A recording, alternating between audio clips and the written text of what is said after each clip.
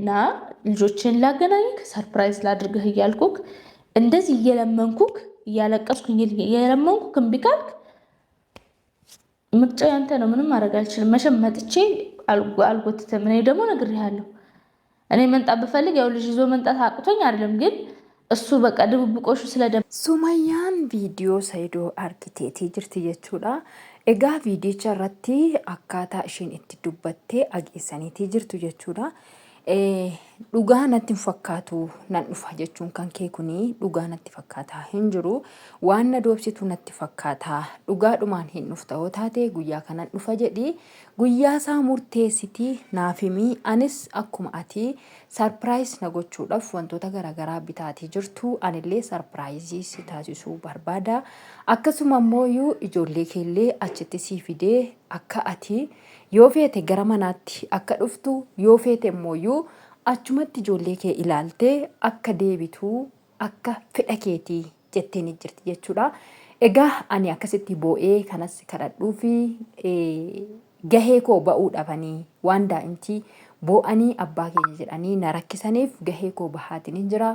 Osoo nan akkanatti boohatii jiru, osoo nan akkasitti sitti boohatii jiru, na doobsiteet achiin haftas yoo taate, na sobaa jirtas yoo taate rabbi sirratti hin arkaa jechaanitii jirti jechuudha.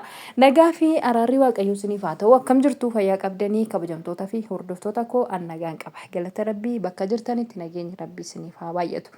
Hunduma keessaniifuun isiniin jedha. Egaa akkuma beekamu samoona kana ammoo ani qophii garaagaraatti irra jira waan ta'eef badaa gara sooshaal miidiyaa kanatti waan gallakkifamu dafee argaatii hin jiru. Erga yeroon irraan darbee booddeedha kanan argu. Viidiyoon ishiiyyuu erga gallakkifamee turee jira natti fakkaata. Reefan arge jechuudhaani. Egaan sababni isaa ani waan ofii kootii mana keessa waan tokko sirreessaa turee fi akkasuma waa baay'ee viidiyoo irraa isinii waraabitiin hin jira isinittiin argisiisa jechuudha. Maal hojjechaa akka oolle guyyaa har'aa. Egaa guyyaa har'aa waanuma adda addaa tanan qoqobbeessaa oola jechuudha. Haa ta'u malee jechuudha. Egaa sumayyaan akkaataa isheen itti dubbataa jirtutti xiqqoo garaa nama nyaata jechuudha. Maaliifiini namoonni baay'een keessanii koomentii jala deemee ilaalan ture. Koomentii koo jalattis waan isin dubbattan hundumaa argaatiin hin ture. Hin sobdii saayidoo si doobsaa jirti hin deemin kan jettaniin hedduu keessantu jira.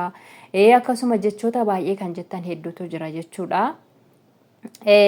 Kanaafiyyuu isheenillee argiteetii jirti koomenticha. Kanaafuu warreen akkana naan jettanii ani gahee koo bahuudhaaf ani kanan waan kana gochaatii jiru malee waan biraatiif miti kan jettu egaa dubbataatii jirti. Akkuma beekamu hatta hanga amma yeroo viidiyoo kana hojjetaatii jirtu fuulli ishee baay'ee jijjiirameetii jira akkuma argitanitti. Fuulli ishee waan boosee kaate fakkaatti. Akkasuma immoo haala dubbii ishee irratti iyyuu gaafa ilaallu bakka imimmaan tokko ija keessa ishee guuteetii jira jechuudha. Akkuma argitan dhugaa dubbachuudha fi imimmaan ija keessa guuteetii jira.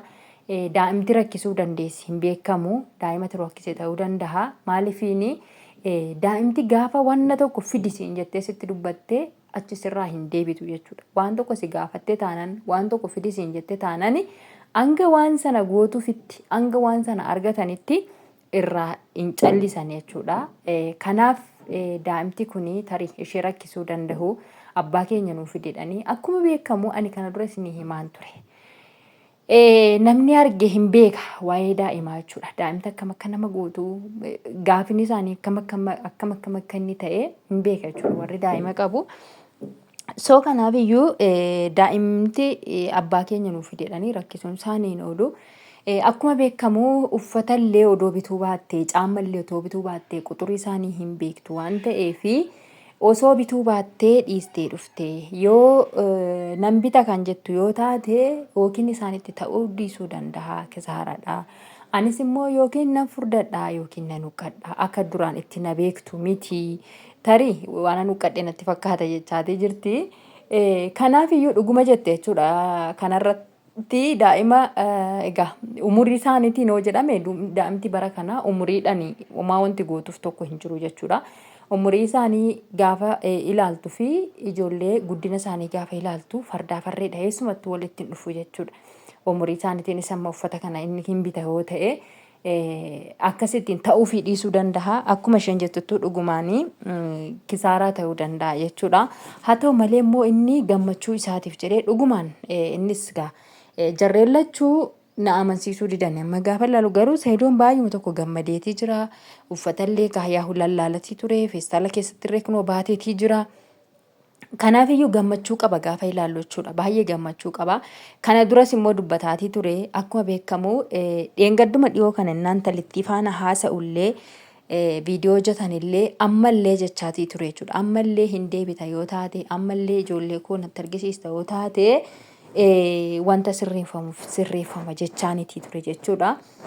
Dhiisituma koottullee naan jetta yoo taate dhiiseen dhufa jechaanitii ture jechuudha. So jidduu kanatti immoo kun ishiniyyuu gaabbitee gahmoo hamteetii akkasiin dhiifama gaafataatii jirti. Dhiifama keessa dabartee boo'atii jirti jechuudha. Akkuma argitanii dhugaa dubbachuuf viidiyoo irratti argitaniitii jirtu akkam akka fuulli ishee akkam akka ta'eetii jiru. Ija ishee keessa imimmaan yaa'atii jira dhugaa dubbachuufi gadi hin buune malee iji ishee imimmaani jechuudha akkuma argitanitti. So kanaaf ijoolleen rakkistee haala kana keessa rakkina kana keessa jiraachuu dandeessi. Saidoonis immoo dhugaadhumaan tarii sobee raawwatee akkasiin baqqaa dhufuufani jedhee sarpiraayizii si qopheessa maal jedha yoo ta'e garuu odoo waan sana gochuu baatee gaariidha.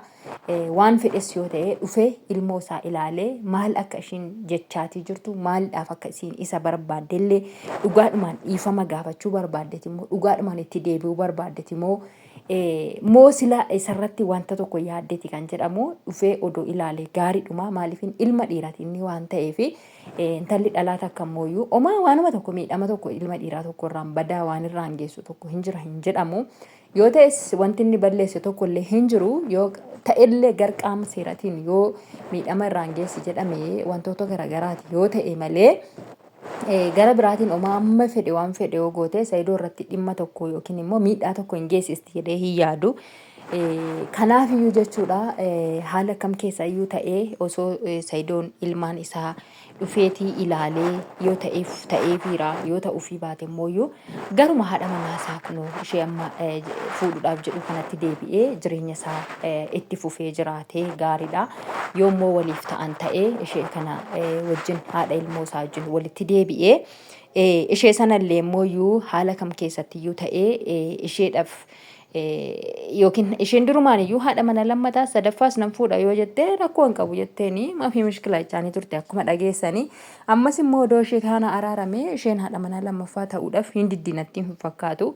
Egaa haala kam keessattuu iyyuu ishee as radda'uu hin dadhabu inni. Kanaafuyyuu waan kana ta'eefuu odoo ijoollee kana dhufeetii ilaalee baay'ee na gammachiisa. Haalichi sumayyaan amma keessa jirtu baay'ee ulfaataa fakkaata gaafa ilaalamu. Kanaafuu Saidoon har'a boru jechuu baatee osoo dhufee ijoollee kana